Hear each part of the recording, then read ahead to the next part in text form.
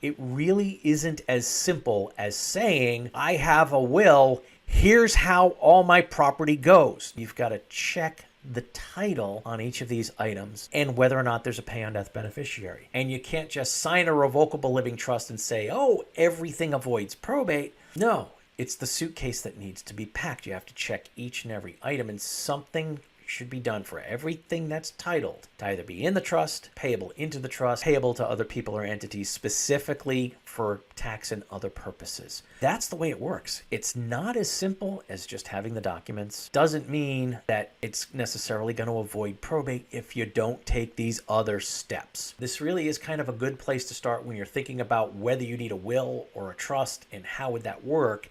There is some underlying work in looking at the title for these types of assets to make sure it's doing what you want it to do. It's not just the document, it's looking at the assets.